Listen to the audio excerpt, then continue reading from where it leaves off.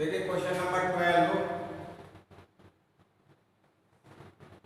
इसने दिया हुआ point on a hypotenuse of triangle at the distance a and b side of triangles. देखिए कोई ये ट्राइंगल दिया हुआ है,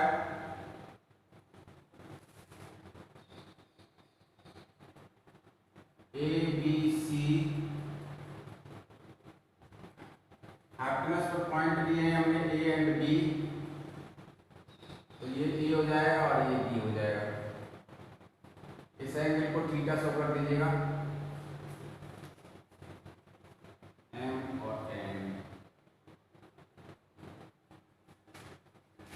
इन ट्राइंगल ए पी एम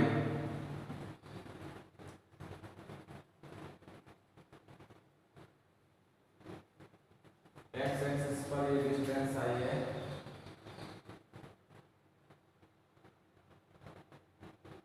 तो sine theta equal to B upon के, ये L1 ले लिया है, L1 and L1 equal to B cosec theta. ठीक है,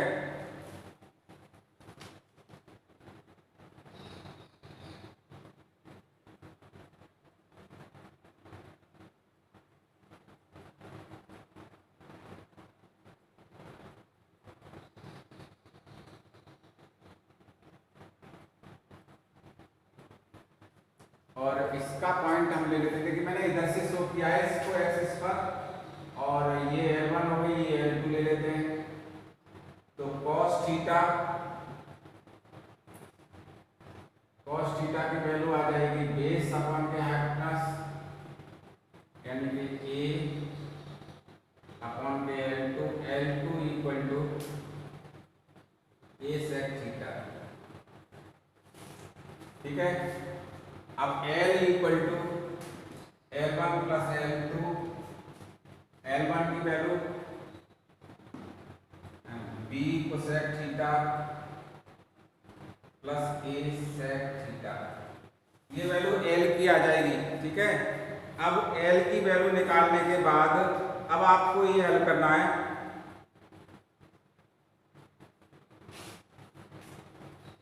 L equal to a sec theta plus b cosec theta. ठीक है, ये फर्स्ट इक्वेशन हो जाएगी। अब इसका डिफरेंशियल कर लीजिएगा, differential with respect to theta. ठीक है, dl upon D theta equal to a sec x का sec x tan x sec theta tan theta plus b cosec x का माइनस के cosec x cot x cosec theta cot theta. ठीक है, यानी कि a sec theta tan theta minus b cosec theta cot theta, ये value है आपकी d l upon के डी थीटा। ये सेकंड इक्वेशन है, डिफरेंशियल कर लीजिएगा।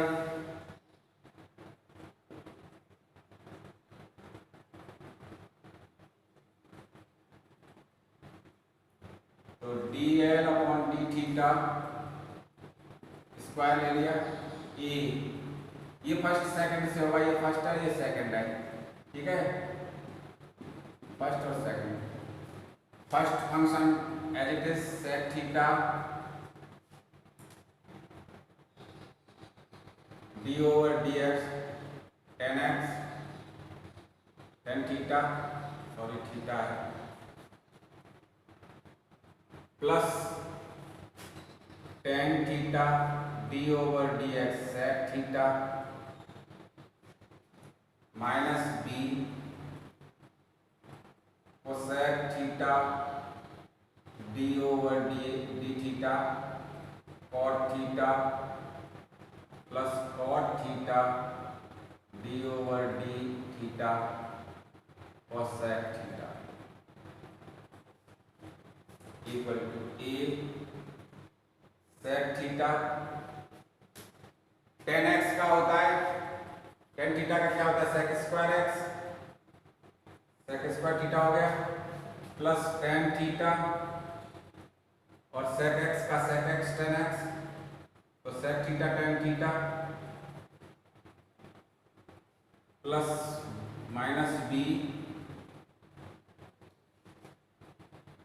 Cosec theta minus cosec square theta, cot X का कोसेक स्क्वायर एक्स माइनस का, ठीक है, plus cot theta cosec X का minus cosec X cot x.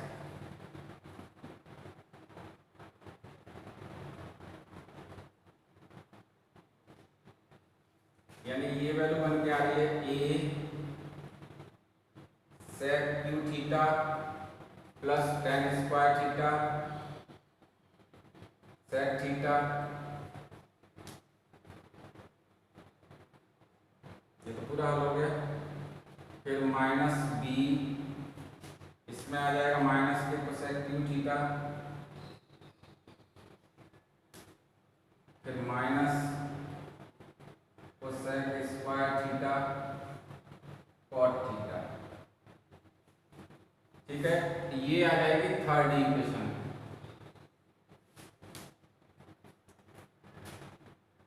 ठीक है।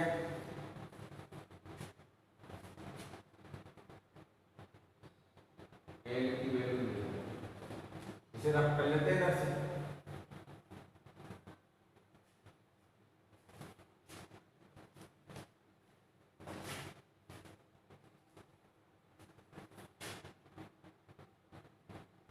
Maximum length. अच्छा अब यहां पर देखिएगा for maxima and minima d l upon D theta equal to 0, तो ये वैल्यू 0 के इक्वल रखता हूं मैं, 0 equal to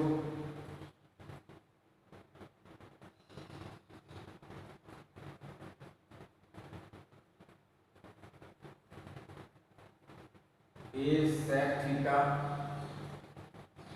ten theta minus B cosec theta cot theta, ठीक है। तो A sec theta tan theta equal to B cosec theta cot theta, इसको A 1/cos theta into sine theta upon cos theta equal to B 1/sin theta into cos theta upon sine theta. देखिए ये तो value आ गई A sine cube theta, A sine cube theta, फिर B cos cube theta sine cube theta upon A cos cube theta equal to B upon A. देखिए इसको value को लिखा है मैंने sine theta upon cos theta, यानी tan theta कर लूँ, टेन थीटा की power 3 equal to B upon A, tan theta equal to B upon ए की पावर 1/3। ये टेन थीटा की वैल्यू आ गई, ठीक है। अब यहां से ट्रायंगल बना के b की पावर 1/3 और a की पावर 1/3, ठीक है।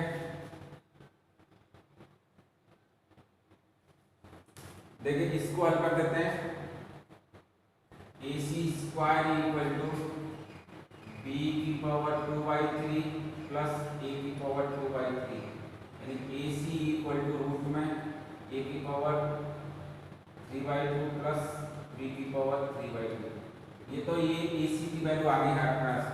अब मुझे ये जो वैल्यू है ना ये निकालनी साइन टेन सेक, ठीक है। तो मैं यहाँ थोड़ा देख लीजिएगा, फिर मैं इसको रफ करूंगा इसको।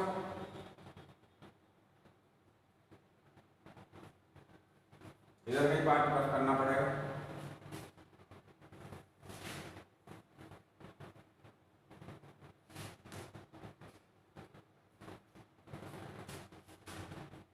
ये वैल्यू आ गई रूट में ए की पावर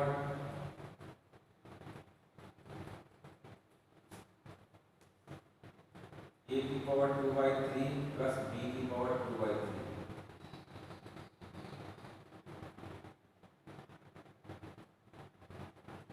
ठीक है, साइन थीटा की वैल्यू तो आएगी बी की पावर 1/3 अपॉन के रूट में ए की पावर 2/3 प्लस बी की पावर 2/3। कॉस थीटा की वैल्यू आ जाएगी ए की पावर 1/3 अपॉन रूट में ए स्क्वायर की पावर 2/3 प्लस बी की पावर 2/3। ठीक है, कॉस थीटा देखिए कोसेक टेन भी है, टेन थीटा की तो वैल्यू है आपका ये टेन थीटा है, और टेन थीटा की वैल्यू है आपके पास बी की पावर 1/3 और ए की पावर 1/3। ठीक है, ये वैल्यू इसमें रखनी है। देखिए यहां से कोसेक थीटा की वैल्यू आ जाएगी cosec theta equal to root में ए की पावर 2/3 प्लस बी की पावर 2/3 अपॉन बी की पावर 1/3, और इससे आ जाएगी sec theta equal to root में ए की पावर 2/3 प्लस बी की पावर 2/3 अपॉन ए की पावर 1/3। ठीक है, ये वैल्यू इसमें रखेंगे थर्ड इक्वेशन में। Put this value in third equation. अब देखिए ये वैल्यू तो आपको इसमें ही अपने आप ही रखनी है, मैं बस केवल हिंट दे देता हूं, अब क्या करना है इसको। तो ये वैल्यू रखने पर ये पॉजिटिव वैल्यू आएगी D square L upon D theta का square equal to positive value show करेगा। ठीक है, जब ये शो पॉजिटिव वैल्यू करेगा तो देख लेना, हल करके अपने आप करिएगा इसको, यहां से पॉजिटिव वैल्यू शो करेगा। ठीक है, तो ये वैल्यू लेंथ क्या होगी, लेंथ गोइंग ऑन मिनिमम। ठीक है, अब इसके बाद ये तो हो गया मिनिमम मैक्सिमम, अब इसने एल की वैल्यू और निकलवाई है, तो देखिए यहां से रख करता हूं, और ये वैल्यू आपको रखनी है इसी इक्वेशन में।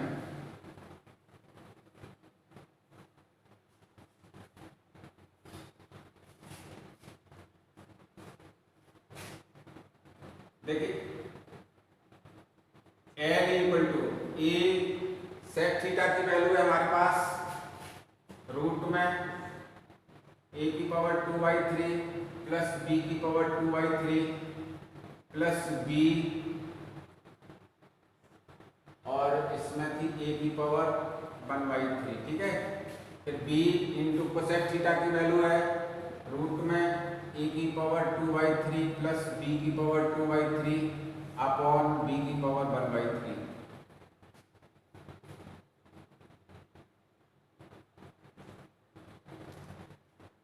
ए की पावर 2/3 प्लस बी की पावर 2/3 कॉमन ले लीजिएगा ये रूट में, तो यहाँ पर आ जाएगी 1 माइनस ए की पावर, देखिए 1 ए की पावर 1 है, यहाँ पर ये 1/3 है तो 2/3 बचेगा, ए की पावर 2/3 प्लस बी की पावर भी ऐसे 2/3। ठीक है, और ये आधा पावर है, ये एक पावर, तो ए की पावर 2/3 प्लस बी की पावर 2/3, और ये वैल्यू आ जाएगी 3/2। हाफ पावर हो जाएगी, हाफ ये और एक ये, तो इनको ऐड करने के बाद यही इसने प्रूफ कराया था। अब देखिए क्वेश्चन नंबर 13 भी करना ही है।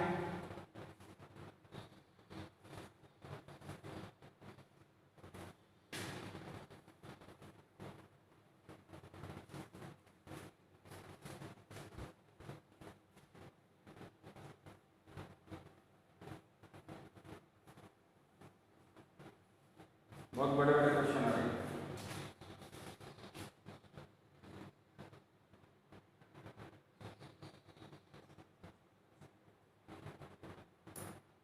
F x equal to x minus 2 की पावर 4 इंटू एक्स प्लस 1 की पावर 3। इसमें आपको निकालना है लोकल मैक्सिमा फर्स्ट,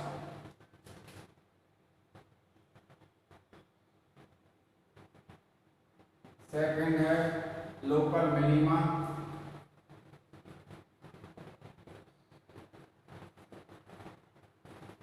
थर्ड है point of inflection. Point of inflection, ठीक है।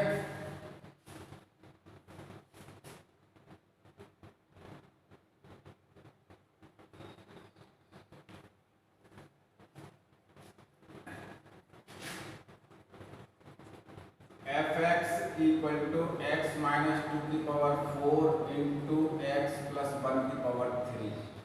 इसको फर्स्ट और इसको सेकंड मानकर डिफरेंशियल करूंगा। Differential to x, f dash x equal to x minus 2 की power 4 d over D x x plus 1 का पावर 3 प्लस एक्स प्लस 1 की power 3 d over D x x minus 2 का power 4। X minus 2 की power 4 ये value हो जाएगी 3 x plus 1 का whole cube whole square, और इसका तो फिर 1 ही हो जाएगा, तो कोई लिखेंगे एक्स प्लस 1 का क्यूब, इसका आ जाएगा 4 एक्स माइनस 2 का क्यूब, और ये भी 1 हो जाएगा।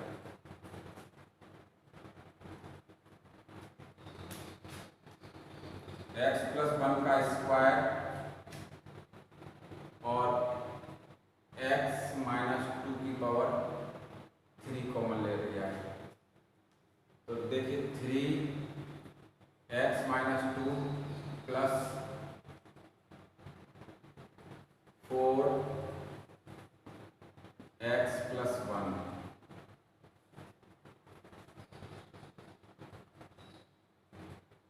एक्स प्लस 1 का स्क्वायर एक्स माइनस 2 का cube, 3x minus 6 plus 4x plus 4, x plus 1 का स्क्वायर एक्स माइनस 2 क्यूब, और ये बचेगा 7x माइनस 2।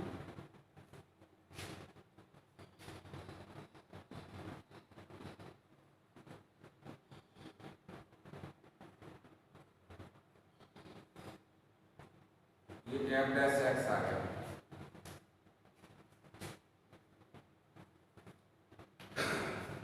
ठीक है, इतना वैल्यू निकालने के बाद अब देखिए इसमें एफ डैश एक्स की वैल्यू मैं अगर 0 लेता हूं तो इसे पॉइंट निकाल लूंगा।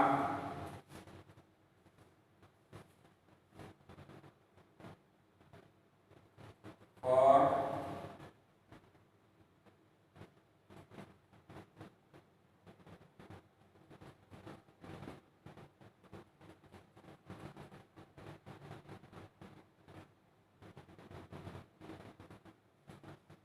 F dash x equal to 0, ठीक है। एक्स प्लस 1 का स्क्वायर एक्स माइनस 2 का क्यूब और x 7x minus 2 equal to 0।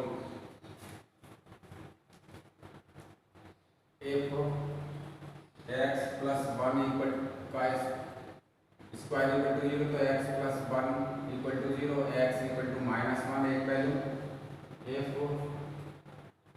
X minus 2 का क्यू इक्वल टू 0, तो x minus 2 equal to 0, x equal to 2। If 7x minus 2 equal to 0, तो x equal to 2/7। ये आपके पास 3 ठीक है।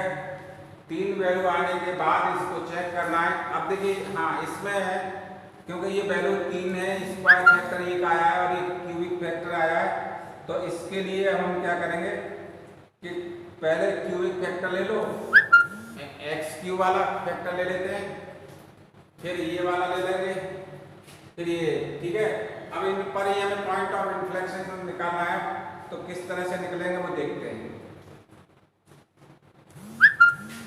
F dash x equal to x minus 2 का cube x plus 1 और 7x minus 2, ये वैल्यू आई है, ठीक है।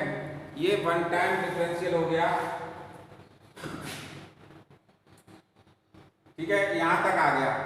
अब इसका मैं दोबारा डिफरेंशियल करूं डबल डैश वाले से तो प्रॉब्लम है, क्योंकि इसमें कई फैक्टर लॉन्ग प्रोसेस से हैं। तब मैं क्या करूंगा, इनको फर्स्ट डेरिवेटिव मेथड प्रूफ करता हूं, फर्स्ट डेरिवेटिव मेथड से ही हल करूंगा। अब इसको देखिए, ये मैंने बताया भी नहीं था, थोड़ा हार्ड है इसलिए, और बच्चे ज़्यादातर गलती कर देते ही हैं, तो इतना पार्ट मैं रख करता हूँ। अब देखिए यहाँ से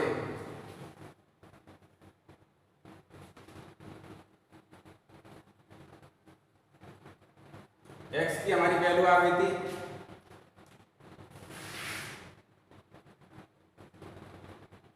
एट x इक्वल टू 2 पर चेक कर रहा हूँ मैं वैल्यू, देखिए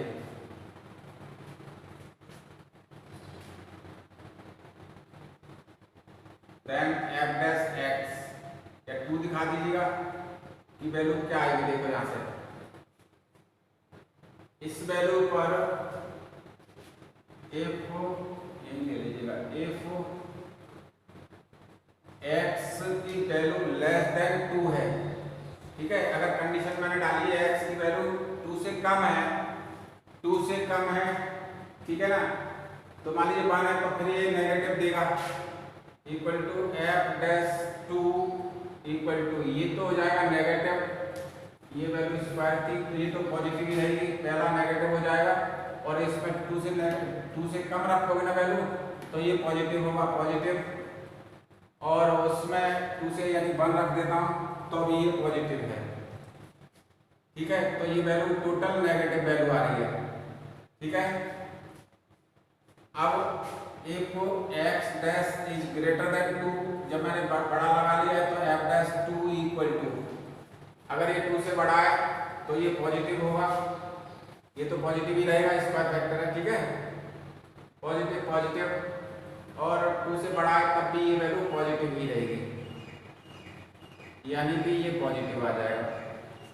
अब ये वैल्यू माइनस से प्लस की ओर गया है, तो function is minimum, f is minimum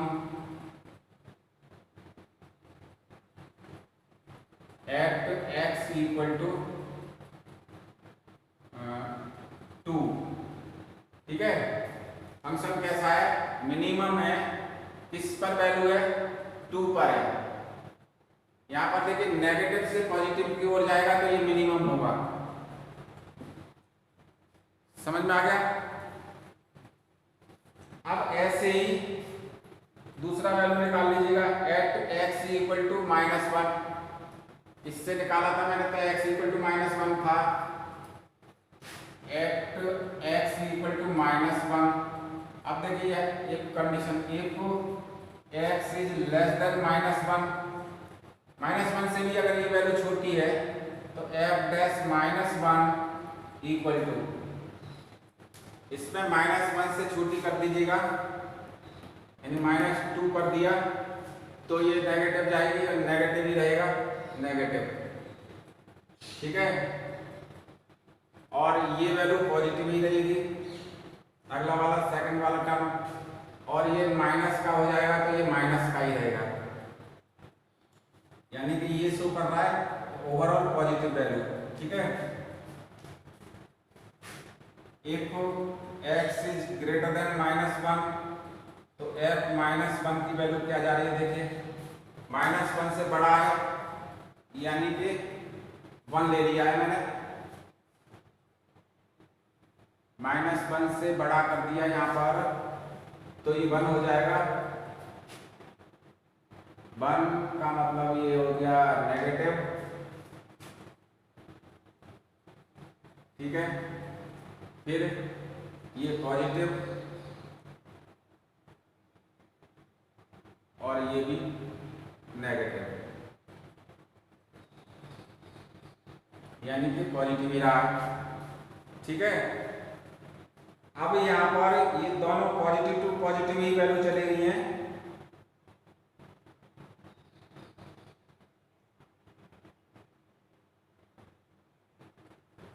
अब क्या होगा इसमें कि ये वैल्यू माइनस फिर प्लस फिर minus, it means plus plus ही बन गई वैल्यू। तो इस पे पॉइंट ऑफ इन्फ्लेक्शन आएगा, इसलिए कोई चेंज नहीं हुआ ना, नेगेटिव पॉजिटिव क्या है, इसलिए पॉइंट ऑफ इन्फ्लेक्शन, ठीक है। अब यहां पर inflection at x equal to क्या था, -1। इस पर तो -1 का पॉइंट ऑफ इन्फ्लेक्शन से निकल के आया है, ठीक है। अब एक लास्ट वैल्यू और बची है, ये एट एक्स इक्वल टू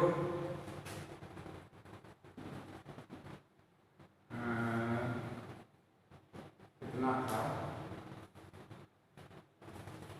इसमें फैक्टर क्या है, शायद 2/7 था, 7/2 था। देखिए ये वैल्यू अगर मैं इसी पे चेक कर रहा हूँ, देखिए यहाँ पर एक को x इज लेस देन 2/7, तो f डैश x की वैल्यू क्या जाएगी, देखिए यहाँ पर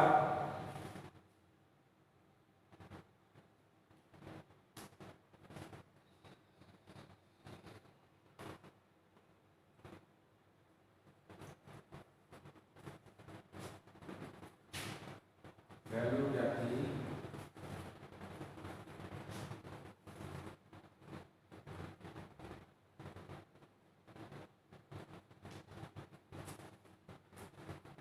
x -2 का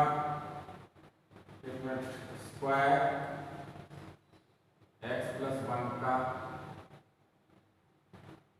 स्क्वायर था, इसका 3 था, और ये वैल्यू है 7x - 2।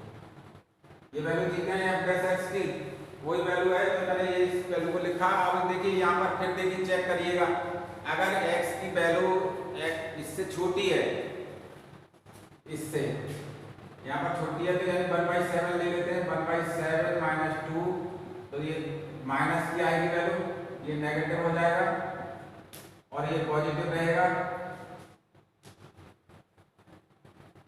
और ये वैल्यू रहेगी 7 × 1/7 - 2, यानी ये नेगेटिव रहेगा। तो ये वैल्यू आ रही है ओवरऑल कितनी आ रही है, पॉजिटिव, ठीक है। ये वैल्यू ओवरऑल क्या हो गई, पॉजिटिव। दूसरी कंडीशन में एक कंडीशन लग गई, if x is greater than 2/3, तब तो ये वैल्यू f डैश यहाँ पर रख लेना 2/7 ही रख लो, ठीक है, 2/7। तो देखिए अब यहाँ पर देखना है, ये अगर इससे बड़ी हो जाए 2/7 से 3/7 रख देता हूँ यहाँ पर, 3/7 - 2, तो ये माइनस नहीं आएगी, पहला पॉइंट माइनस का ही होगा, दूसरा तो पॉजिटिव ही रहेगा, ठीक है। तीसरे में 7 ×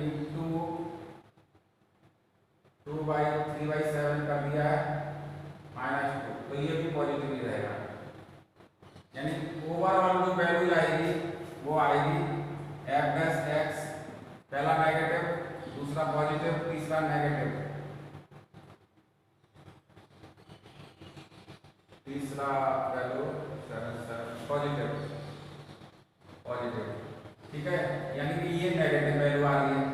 आपके ये आई है वैल्यू, तो पॉजिटिव से नेगेटिव की ओर है, तो फंक्शन कैसा होगा यहाँ पर, नेगेटिव से पॉजिटिव की ओर था ना, तब तो ये मिनिमम था, तो अब ये उल्टा हो गया तो क्या होगा, maximum. So x equal to 2/7 at x equal to 2/7 function is maximum। ठीक है, देखिए यहाँ पर तो आया था f इज मिनिमम आया था, वहां पर मैक्सिमम आया है, और इस पे point of x equal to -1 पर पॉइंट ऑफ इन्फ्लेक्शन आया था। ठीक है ना, ये इस तरह से हल किया गया है, इसको एक दो बार करके देख लें। Okay, thank you.